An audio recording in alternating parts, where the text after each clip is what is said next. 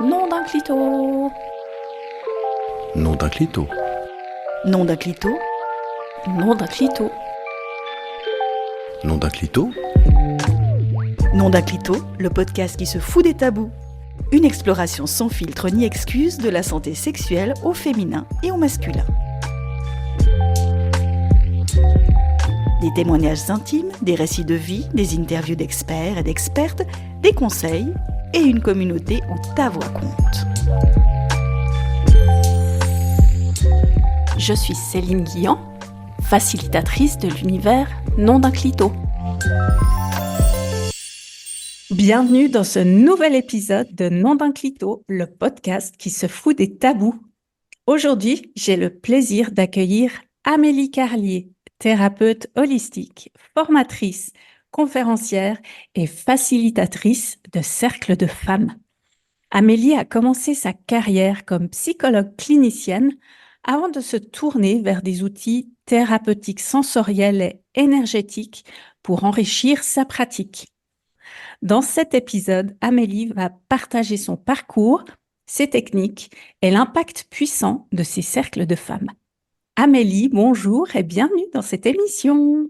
Bonjour, merci à toi de m'avoir invitée. Avec grand plaisir, merci à toi d'avoir accepté l'invitation. Nom d'un clito. Interview. Aujourd'hui, on va pas mal parler des cercles de femmes, entre autres, en tout cas. Mhm. Pour les personnes qui savent pas ce que c'est un cercle de femmes, est-ce que tu pourrais nous expliquer? Alors moi, j'en ai entendu parler au départ, en lisant des livres, en échangeant avec des personnes qui avaient plutôt vécu des cercles de femmes ponctuels, comme par exemple à l'occasion d'un changement de vie. Au moment de la grossesse, par exemple, au 7e mois, autour du 7e mois, on fait ce qu'on appelle le Blessing Way, qui est en fait une fête organisée autour de la maman pendant la grossesse pour lui donner tout notre soutien quelques semaines, quelques mois avant l'accouchement. Et c'est vraiment quelque chose qui est vécu dans des rituels, des choses très spirituelles, très profondes. C'est à différencier de l'autre fête américaine qui se fait beaucoup maintenant aussi en France, qui est plus une fête où on offre des cadeaux pour le bébé, que moi j'appelle un peu plus commercial. Le Blessing Way, c'est vraiment tourner vers la mère et c'est vraiment pour l'aider, elle, à passer des caps au niveau psychologique et émotionnel pour se sentir prête à accueillir le bébé. Donc moi, je suis d'abord tombée sur ce genre de cercle et j'ai trouvé ça, mais ça a été une évidence pour moi. J'ai trouvé ça génial. Et l'idée de remettre du sacré et des rituels un peu dans notre vie, je trouvais ça formidable parce que avant, il y avait des choses au niveau de la religion, il y avait des choses au niveau de la nature, dans les époques anciennes. Mais dans notre vie occidentale moderne, il y a de moins en moins de rites de passage, il y a de moins en moins de choses qui viennent marquer les étapes de vie, qui viennent marquer, qui nous aident en tout cas à conscientiser ce qui se passe en nous, l'évolution de notre être, etc. Donc, j'ai trouvé ça extra. Et en fait, je me suis lancée à lancer mon premier cercle de femmes en 2015 en ne sachant absolument pas grand-chose sur les cercles de femmes. J'avais juste mon envie, mon élan et ma créativité et deux, trois connaissances que j'avais glanées sur des sites internet ou dans des livres. Et puis j'ai proposé à tout hasard en me disant on verra s'il y a des femmes qui répondent présentes. Donc j'ai invité des femmes que je connaissais plus ou moins bien dans ma région et que je sentais qu'il pouvait y avoir une ouverture chez elles à essayer ce genre d'expérience avec moi. Et en fait, elles ont répondu présentes. On s'est retrouvés entre 8 et 10 femmes. Le premier cercle, elles m'ont avoué qu'elles venaient là sans savoir ce que c'était, effectivement, mais parce que je les avais invitées puis qu'elles avaient confiance que ça devait sûrement être sympa. Et donc, en fait, l'idée d'un cercle de femmes, c'est de se rassembler entre femmes. Alors, à l'origine des cercles de femmes, c'est beaucoup dans les traditions amérindiennes où, par exemple, les femmes sont beaucoup plus à l'écoute de leur cycle et de ce qui se passe en elles. Et par exemple, elles font ce qu'on appelle des conseils entre elles autour du feu où elles vont partager des sagesses, se raconter des contes qui vont être initiatiques, etc. Tout ça. Et elles vont s'exclure de la tribu et se mettre dans des huttes spécifiques pendant les lunes, pendant leurs règles, où elles vont être du coup dans leur introspection, tranquilles, elles sont plus dans les tâches du quotidien. C'est vraiment quelque chose qui est organisé pour ça, dans ces traditions-là. Et on appelle ça les Moon Lodge, voilà, les tentes des lunes. Et donc, en s'inspirant de ces cultures et de ces traditions-là, petit à petit aux États-Unis, il y a un mouvement qui s'est mis en place. On a utilisé ces aspirations-là pour créer ce qu'on appelle des cercles de femmes, donc où les femmes se réunissent entre elles. Ça peut être à l'occasion de la pleine lune, à l'occasion de la nouvelle lune. Ça peut être ponctuellement dans l'année pour célébrer un changement de saison ou des choses comme ça. Et en fait, dans ces cercles, on va y vivre des partages. Il y a un certain nombre de règles qui régissent les cercles, notamment le respect, la confidentialité, le non-jugement, la bienveillance, toutes ces choses-là. Et en fait, quand on arrive dans ce lieu où la personne qui facilite le cercle pose ces règles-là, on va ouvrir le cercle ensemble par un rituel particulier. Ça peut être très divers et varié. Et une fois qu'on est dans cet espace, c'est comme si un peu on voyageait. On change d'espace, on change de temps, de temporalité. D'ailleurs, on ne voit pas le temps passer. Et on est dans une énergie de sororité. Donc, c'est le mot pour féminin pour fraternité. Je le dis parce qu'il y a très peu de gens qui connaissent le mot sororité, finalement, dans le langage tout courant. Et en fait, dans cette ambiance particulière, il va se vivre des partages. On va pouvoir parler de soi, parler à cœur ouvert, être vraiment nous-mêmes, pas porter les masques sociaux qu'on porte pour plaire, pour être sûr de ne pas se faire juger, etc. Là, on est vraiment. Ce que disent les femmes, c'est qu'on est soi, enfin, dans un lieu où on est accueilli, accepté tel qu'on est. On a du soutien. Si on parle de choses, par exemple, moi là, quand je t'ai parlé tout à l'heure de mon vécu de perte d'enfant, dans ce genre de cercle, on va pouvoir parler de toutes les blessures de femmes qu'on peut vivre dans une vie de femme. À cœur ouvert, les autres femmes vont avoir de l'empathie, vont comprendre. Parfois, ça va faire effet miroir avec une autre femme du cercle qui a elle-même vécu la même chose que toi et qui va du coup pouvoir elle aussi partager. On se sent moins seul aussi. Et donc, ça peut être tout simplement un temps de parole comme ça. Il y a des cercles où c'est que des temps de partage et de parole. Et puis, dans d'autres cercles, on va en profiter de cette énergie de groupe, de cette énergie féminine sorore pour vivre des initiations, des rituels, se reconnecter à des parts de nous aussi. Parce qu'il y a plusieurs parts à l'intérieur des femmes. Il y a la femme qui est plus mère, il y a la femme qui est plus sage, il y a la femme qui est plus sauvage, en lien avec la nature, avec les éléments, etc. Et donc, à travers les cercles, on va naviguer dans les différents espaces du féminin et on va ensemble emprunter des voies et explorer des parts de nous que peut-être on a laissées de côté ou qu'on a oubliées. Ou... Voilà un peu. Je pense que je t'ai résumé un peu les choses. Oui, absolument. Oui, c'est super complet. Et puis, tu as déjà répondu à une question qui était qu'est-ce qui t'a inspiré à créer tes premiers cercles de femmes? Et là, tu l'as expliqué par rapport au Blessing Way, à ne pas confondre avec les shower, baby Voilà, c'est ça. shower. Baby shower. Ouais, ouais. Je vais passer de suite à la question suivante où tu m'as partagé, quand on s'est rencontrés, le fait que à travers ces cercles, tu es entré plus dans l'intimité des femmes, puisqu'elles se sont ouvertes à toi. Euh, Est-ce que il y a des choses qui reviennent régulièrement dans leur intimité, peut-être en lien avec leur sexualité, à des traumas ou à des choses, des situations d'incompréhension? Est-ce que tu as des exemples? Alors, les choses qui reviennent fréquemment, on va dire, dans les partages. Alors, il y a les fausses couches et les IVG qui reviennent beaucoup. Et les IVG, c'est quand même quelque chose qui est encore vachement tabou, pour lequel elles se sentent parfois honteuses. Et le fait de le poser là, ça les soulage énormément. Ce qui revient aussi, c'est le être mère, leur Mhm. maternité, leur maternage, que ce soit avec des enfants petits où il y en a j'ai des femmes de tous les âges, hein, donc même des femmes qui sont grand-mères, qui viennent d'être grand-mères en tout cas, qui ont la cinquantaine ou la soixantaine et qui sont déjà grand-mères et qui ont des enfants adultes du coup. Donc on va parler aussi de notre vécu de mère, toutes les choses qui sont des fois difficiles ou douloureuses dans le vécu d'une mère. Donc ça, c'est des sujets qui sont beaucoup abordés aussi. Oser dire peut-être aussi à d'autres femmes que parfois on en a marre d'être mère. Oser dire que parfois, il y en a qui le disent en disant, vous allez trouver ça horrible. Il y a des précautions comme ça. Mais parfois, quand ils partent, oh là là, je suis soulagée, quoi. Donc, c'est des choses qui sont pas faciles à dire, qui peuvent être culpabilisantes, mais le fait d'oser le poser là, dans le cercle, de voir que les autres sont là, accueillent et ne nous jugent pas, c'est hyper libérateur en fait, hein. Après, il y a beaucoup de choses autour de la sexualité qui reviennent aussi, la vie intime des femmes. Donc, certaines qui ont des douleurs ou un manque de libido ou au contraire, par exemple, qui aiment la sexualité, qui ont des envies fortes. Et comme c'est quelque chose qui est méconnu dans cette société, la femme, elle n'est pas censée avoir autant envie que ça. Si Mhm. elle a trop envie, c'est une nymphomane, tu vois. Mhm. Si elle change trop de partenaire, c'est une salope, entre guillemets. Mhm. Donc, du coup, tout ça, le fait d'en parler, et puis dans un même groupe, tu vas avoir celle qui est complètement frigide, qui n'arrive pas à avoir de plaisir, et puis celle qui, au contraire, a très envie de faire l'amour et qui est extrêmement extravertie dans sa vie sexuelle. Et en fait, ces échanges sont hyper respectueux. Il n'y en a pas une qui juge l'autre ou qui se dit, ah, l'autre, elle a de la chance, je suis jalouse ou je ne sais quoi. Il y a vraiment un respect de là où on est chacune.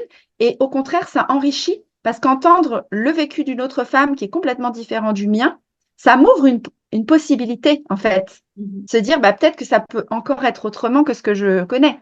Ouais. Et puis, dans ces espaces-là, moi, en tout cas, ce que je partage et ce que je transmets et qui apporte beaucoup aux femmes, c'est un autre regard sur la sexualité avec tout ce qui est sexualité sacrée, slow sex, rencontre profonde d'âme à âme dans la sexualité avec son partenaire, tout ce qui est voie tantrique, etc.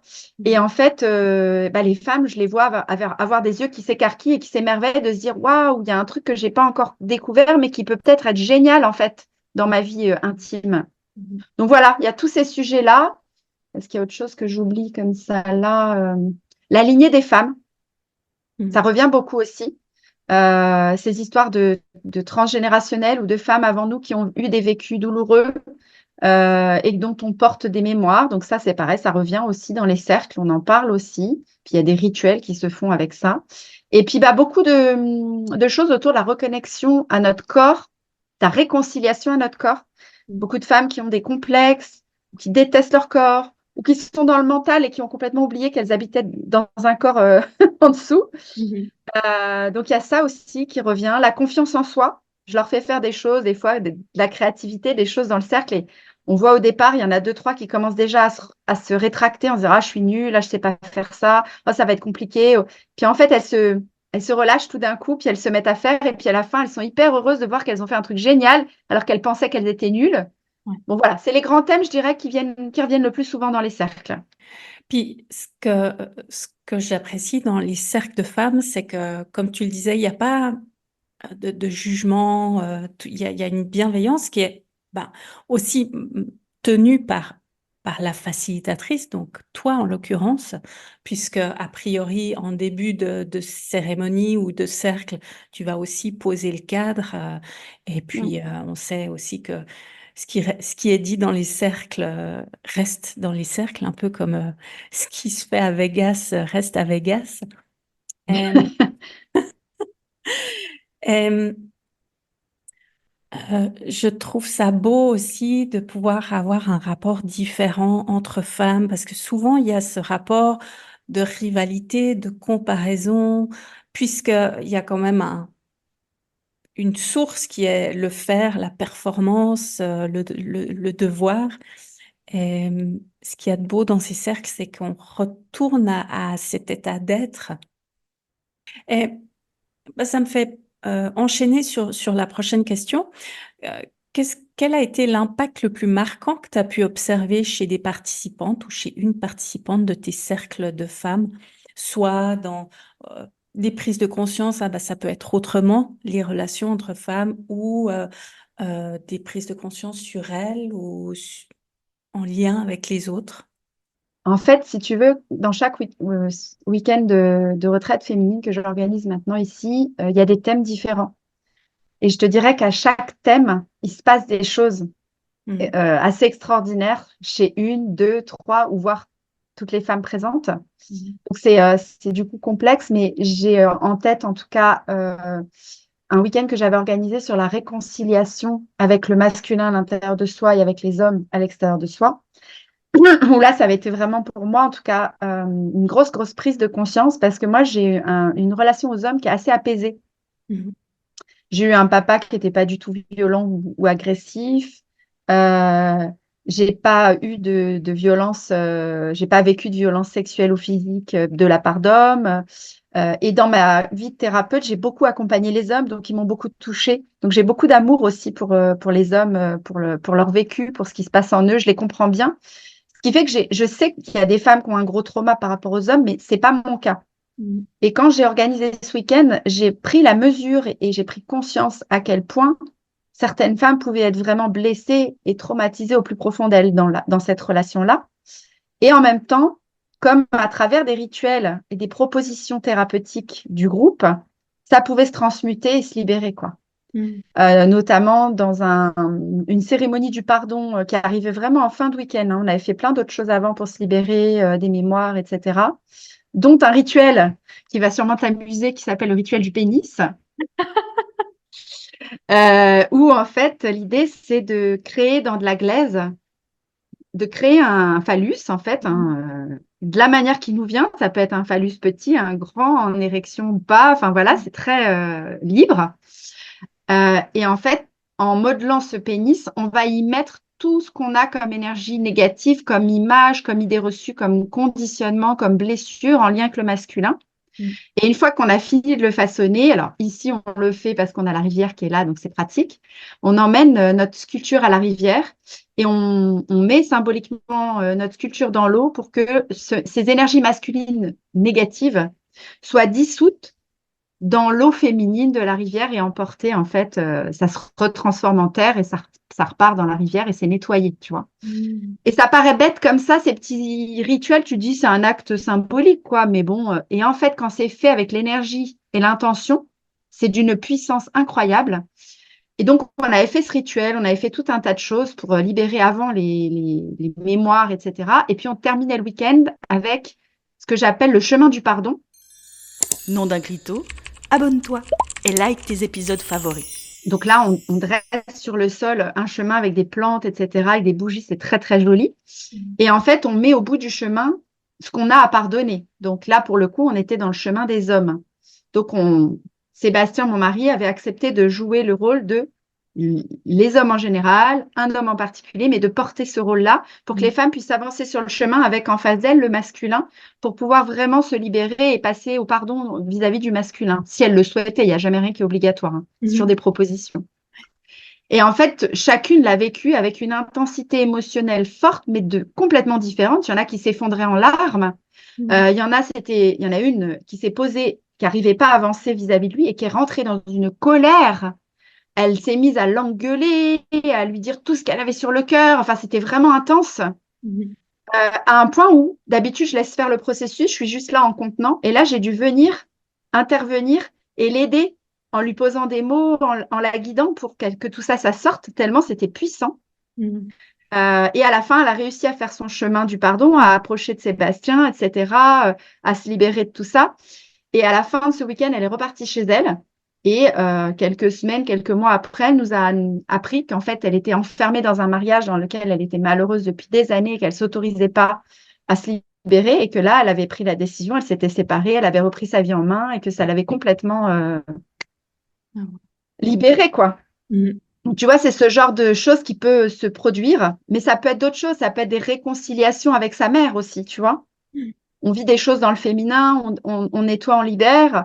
Et puis, du coup, dans la réalité, après, il y a quelque chose qui s'apaise dans ses relations à sa mère. Et ça peut être beau quand on a une maman âgée.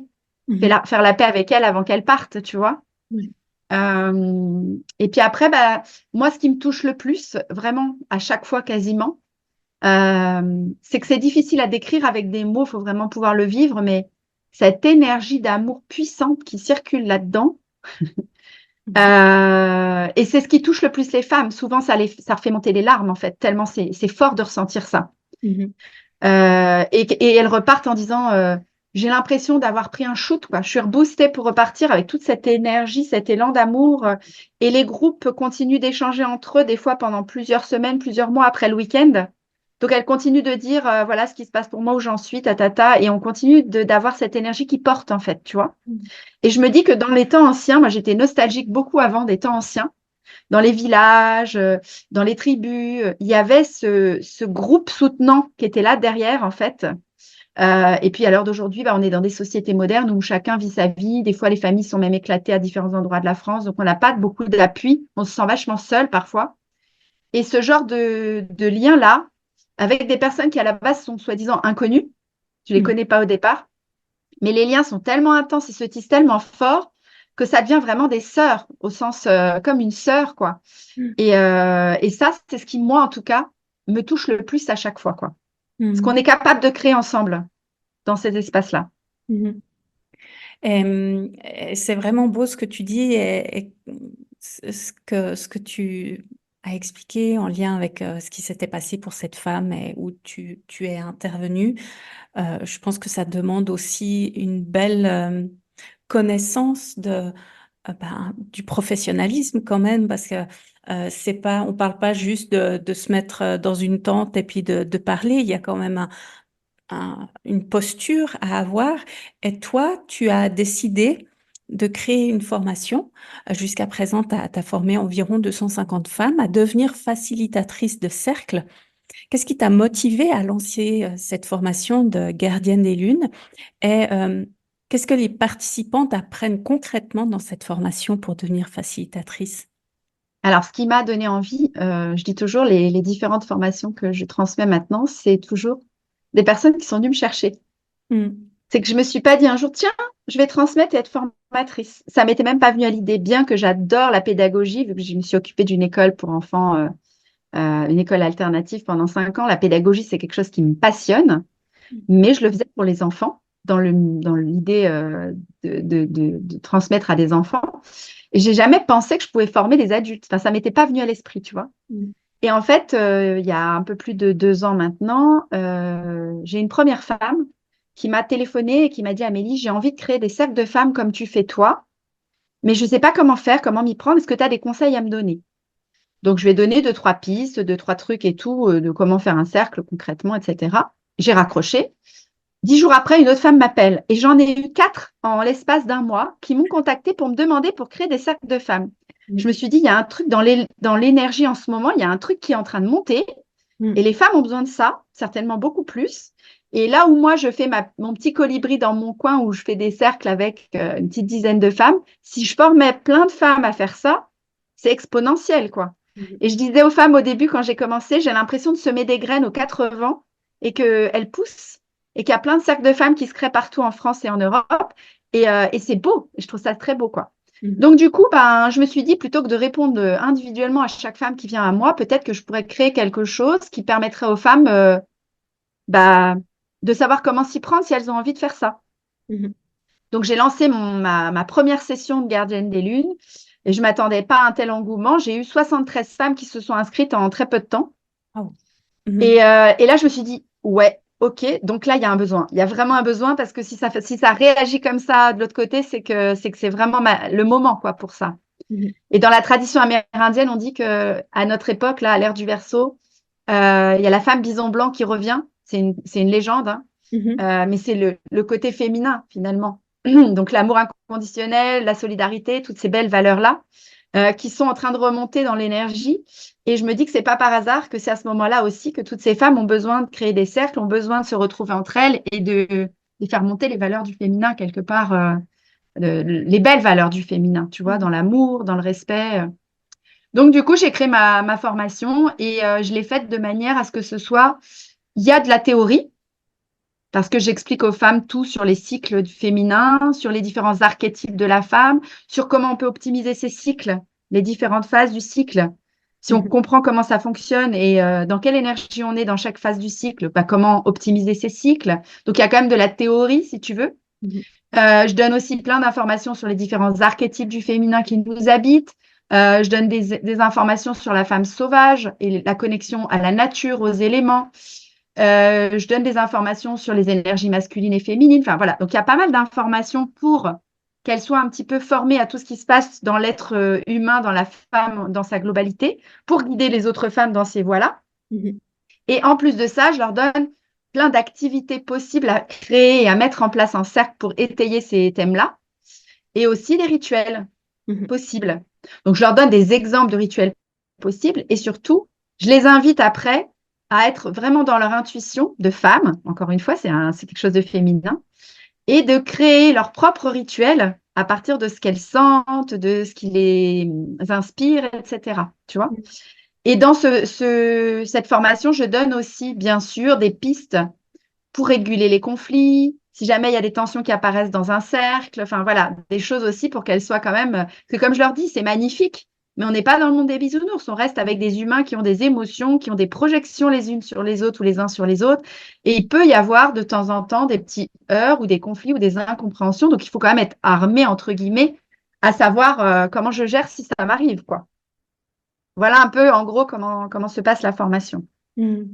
Et quel type de femmes viennent vers toi? Est-ce que c'est des femmes qui ont déjà un cursus, entre guillemets, plus d'accompagnante, accompagnatrice, ou est-ce que c'est des femmes qui ont un métier en dehors de ce cadre de l'accompagnement? Alors, il y a un peu des deux, mais je te dirais que les trois quarts, c'est quand même des femmes qui sont dans le monde du bien-être. Alors, bon, ça peut être des naturopathes, des sophrologues, des thérapeutes, des doulas, beaucoup de doulas aussi. J'ai eu pas mal de doulas. Mais il y a aussi des femmes qui sont dans un travail alimentaire qui leur plaît pas spécialement et qui ont envie de faire un truc qui les anime plus, qui les porte et qui ont envie de faire ça en plus de leur activité professionnelle. Donc là, elles ont des fois des professions qui n'ont absolument rien à voir avec cet univers-là. Mm. Et ce qui m'a surtout beaucoup surprise au départ, c'est que je ne sais pas pourquoi, j'étais partie dans l'idée, comme c'était une forme de transmission, que ça allait être des jeunes femmes Mhm. qui allaient venir à moi et qui connaissaient pas beaucoup de choses sur le féminin, sur tout un tas de choses, et qu'elles allaient du coup venir pour apprendre des choses, etc. Et là où j'étais très surprise dès la première session, c'est qu'il y avait plein de femmes qui avaient la cinquantaine, Mm. des femmes qui avaient déjà une sacrée expérience de vie, avec des fois plein de formations sur le bien-être, sur apprendre à connaître quand même comment on fonctionne, l'être humain, etc., tout ça, mais qui étaient dans une méconnaissance totale du féminin et de leur propre corps et de la façon dont ça fonctionne, Mhm. avec parfois des femmes qui étaient même un peu tristounettes ou déçues de découvrir tout ça alors qu'elles sont déjà ménopausées, se disant Mm. mince, j'ai raté un truc, quoi. Si j'avais su tout ça quand j'avais mes cycles, ça aurait été génial. Donc en fait, ça m'a vachement étonnée.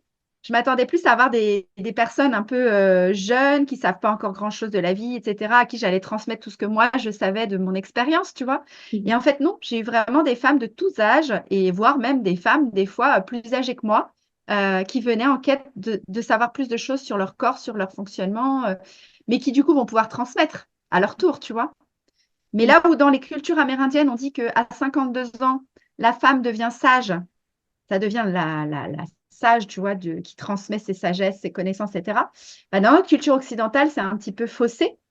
Parce que comme on a été dénaturé de tout ça, qu'on a perdu les connaissances, qu'on a perdu le contact avec notre corps, avec nos cycles, avec tout ce qui se passe, des fois, tu peux arriver à 50 ans et avoir peu de connaissances ou être complètement naïf de tout ce qui se passe dans ton corps et de tout ce qui se passe dans tes cycles. Et dans ce cas-là, c'est plus compliqué de transmettre quelque chose aux générations suivantes. Donc là, elles sont contentes parce qu'elles viennent prendre des choses qui, d'un coup, fait vraiment partie d'elles et qu'elles vont ensuite pouvoir transmettre et elles vont pouvoir jouer ce rôle de femme sage. Enfin, tu Mhm. vois, il y a quelque chose aussi de cet ordre-là. Ouais, ouais, je comprends. Et puis bon, il y a aussi cette image de ouais, la femme âgée qui est moins bankable que la jeune Mm. femme. Ouais, là, on la met au placard, quoi.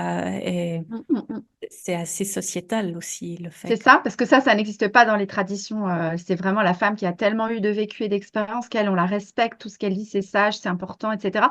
Nous, dans notre société, bon, bah, t'es ménopausée, t'es plus productif, tu peux plus faire de gosses, donc tu sers plus à grand-chose. Il y a aussi l'idée reçue que si t'es ménopausée, t'as plus de vie sexuelle, ce Mhm. qui est complètement une idée reçue aussi. Donc, en fait, les femmes qui approchent la ménopause, elles sont pas bien, en fait. Elles ont l'impression qu'elles vont devenir vieilles, moches, qu'elles vont plus servir à rien, qu'elles vont plus pouvoir enfanter, qu'elles vont plus non plus avoir de vie sexuelle, que leur vie s'arrête, quoi. Leur vie de femme s'arrête. Mhm. Et là, dans cette formation, ce que je leur transmets aussi, c'est que c'est pas ça. C'est que, justement, dans ces histoires d'archétypes qui nous traversent par cycle à chaque période du cycle, quand tu deviens ménopausée, tu as la capacité d'intégrer en toi tous les archétypes et de pouvoir les manifester quand tu en as besoin et quand tu en as envie. C'est toi qui choisis. C'est Mhm. plus le cycle qui t'emmène obligatoirement. Ouais. Donc, c'est tu deviens la femme sage qui a tout en elle et qui peut maintenant utiliser, selon ses besoins et ses envies, les archétypes et la magie du féminin quand elle en a envie. Donc ça, c'est pareil, ça leur fait beaucoup de bien parce qu'elle découvre un univers et une façon de vivre sa ménopause qui est complètement différente de ce qu'on peut nous proposer dans la société, qui est franchement pas très glamour, quoi. Et c'est vraiment important aussi de pouvoir leur redonner leur droit, enfin leur posture, leur position de femme. Et je trouve que c'est tellement beau dans ces cultures où la femme, celle qui a plein de sagesse, elle est vraiment consultée, où elle est partie intégrante, même, ouais, c'est un pilier de, Hmm. de la Bah, tribu. dans ces sociétés-là, en fait, ils ont conscience que les femmes, justement, par le biais de leur cycle et par le biais de, pendant les règles, j'ai mon utérus qui s'ouvre, mais j'ai tout mon canal de canalisation qui s'ouvre en même temps, elles ont cette possibilité que les hommes peuvent trouver, mais beaucoup plus difficilement, de se connecter à des espaces, et à des réponses, et à des sagesses, et à des choses, des ancêtres, etc. C'est quand même la femme qui va être traversée par la vie. Elle va mettre au monde. C'était les femmes aussi qui accompagnaient la mort, qui veillaient les morts, qui les soignaient avant de partir. Donc, elles Mm. étaient vraiment dans ces mystères de la vie. Et ces hommes-là, dans ces tribus ou dans ces peuplades, ils ont la conscience que les femmes ont cette capacité plus facilement qu'eux. Mhm. Et du coup, ils la reconnaissent, cette capacité. Et donc, ils vont faire appel à elles pour avoir des informations sur ces choses que eux n'arrivent pas à capter ou à toucher. Et il n'y a pas de rivalité ou de jalousie, c'est un équilibre masculin-féminin qui est fait comme ça dans ces sociétés-là. Mhm. À l'heure d'aujourd'hui, on est appelé à essayer de faire l'équilibre à l'intérieur de chacun de nous, qu'on soit homme ou femme, pour avoir nos polarités et être autonome et savoir gérer un peu tous les aspects de notre vie par nous-mêmes. Mhm. Mais dans ces endroits-là, il n'y a pas de rivalité, il y a du respect pour les deux genres, pour les deux sexes. Et ce qui fait que du coup, c'est fluide en fait. On se pose pas la question. Et puis, ce que je trouve beau aussi, c'est que, et ça, on en parlait aussi dans les coulisses, et tu l'as dit même, tu amènes ton conjoint aussi à participer pour qu'il y ait cette harmonie du féminin et du masculin. Et, quels sont tes projets, toi, actuels et à venir pour les cercles de femmes et ta formation gardienne des lunes? Alors pour le moment, c'est toujours d'actualité que je continue de transmettre parce qu'il y a encore besoin, hein. Tant qu'il y a besoin de moi, j'irai, je serai là. Puis j'ai énormément de plaisir à partager ça avec les femmes, à avoir les éveils et les émerveillements qu'elles ont quand elles entrent dans tout ça. Donc voilà, je vais continuer ça. On a des projets avec Sébastien, justement, avec mon mari, d'essayer de commencer à proposer des choses mixtes. Je dis d'essayer de proposer et j'y vais à tâtons. Parce Mhm. que les gens, souvent, la critique qu'ils me font, ou qui font aussi à mon mari qui fait des choses pour les hommes, c'est mais pourquoi vous séparez encore les genres et pourquoi vous mettez pas les gens ensemble et faire des trucs mixtes, ça serait quand même plus sympa, gna gna gna gna gna gna. Bon, tu sens dans mon intonation, Oui, mais gna gna gna, comment je veux. Bah, en fait, si tu veux, il faut être réaliste. On est d'accord que l'idéal, ça va être quand on va pouvoir tous se réconcilier, être en paix les uns avec les autres et faire des choses ensemble. On est bien d'accord que c'est vers ça qu'on a envie d'aller. Mais moi, avec tout ce que je vois de blessures encore présentes chez les femmes, tout le monde n'est pas encore prêt à ça. Tu as disparu, toujours là. Donc, ça a coupé, mais je me suis arrêtée. J'ai vu que ça coupait, donc ouais, je vais reprendre. merci. Oui, donc je disais, quand je vois, comme je te le disais tout à l'heure, les blessures qu'ont encore certaines femmes vis-à-vis des hommes, quand je vois tout ce qu'elle a eu besoin de jeter sur Sébastien pour se libérer, se soulager, lui, il avait accepté ce rôle et il était dans une posture où ça glissait. Il savait que ça ne le concernait pas lui en particulier. Mais Mhm. si tu mélanges des hommes et des femmes dans un cercle avec ce genre de blessures les uns avec les autres, ça va être contre-productif parce qu'au lieu de faire quelque chose de positif et de l'union, de la réconciliation, ça va être je vais rejouer à travers le cercle les blessures de l'un, les blessures de l'autre. Une parole maladroite dite par un homme peut être vraiment vécue comme un truc hyper violent pour une femme qui n'est pas guérie et ça va faire des trucs qui vont, enfin moi en tout cas je le sens pas pour l'instant, Mhm. d'après ce que je palpe et que je ressens des femmes que j'accueille. Par contre, pour un certain nombre de femmes qui ont maintenant cheminé depuis un certain temps dans les cercles de femmes avec moi, etc., et qui ont guéri plein de choses, ça peut être mûr. Et j'ai des femmes qui commencent des fois à m'en faire la demande. Donc, c'est un projet pour ces femmes-là, pour celles qui sont prêtes et qui en ont envie, de créer maintenant des week-ends et des espaces mixtes où les énergies des uns et des autres vont pouvoir alchimiser ensemble et vivre des choses qui sont belles aussi dans les relations hommes-femmes, etc.